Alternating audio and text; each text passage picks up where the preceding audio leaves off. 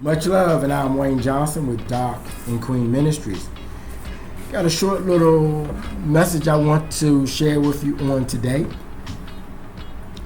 So I want to take you back. It was actually for me last week, and it was hot. It's been hot, not as hot as it is today.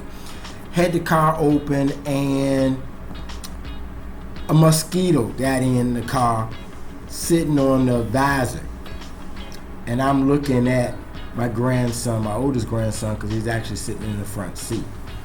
And I'm looking at him and I'm like, he said, there's a bug. And I was like, kill him. And he was like, looking at me like, with what? So I saw a paper that he could kill him with. So he picks up the paper, and I caught myself.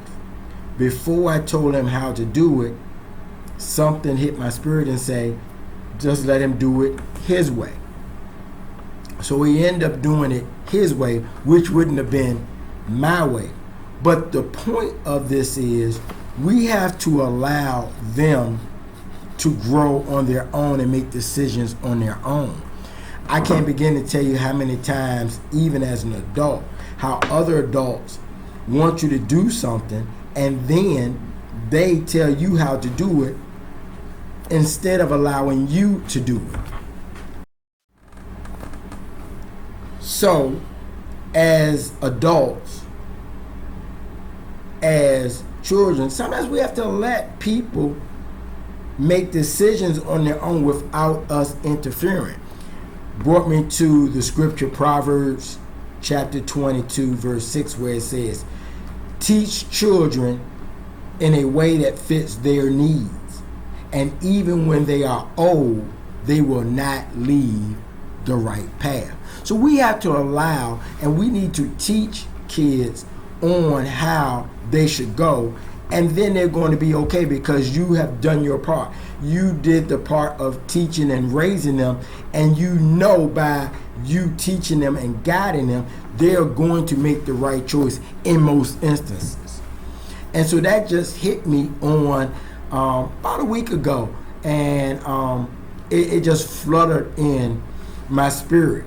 Another scripture that I would like to share on that as well is going to come from Psalms chapter 32 verse 8. But it's so important for us to not dictate. We want people to do what we want them to do, and then we tell them how to do it.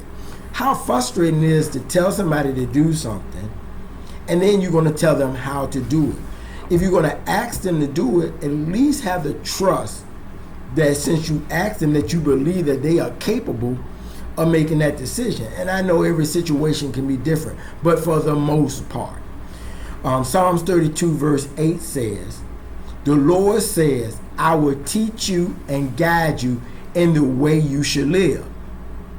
I will watch over you and be your guide. Don't be like a stupid horse or mule that will not come to you unless you put a bit in its mouth and pull its reins.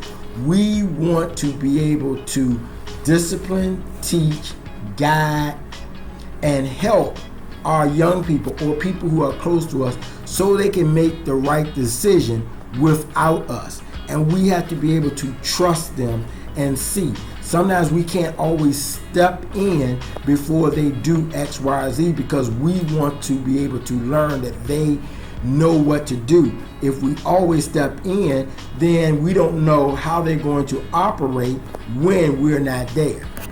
I hope that this has helped. Take care. God bless.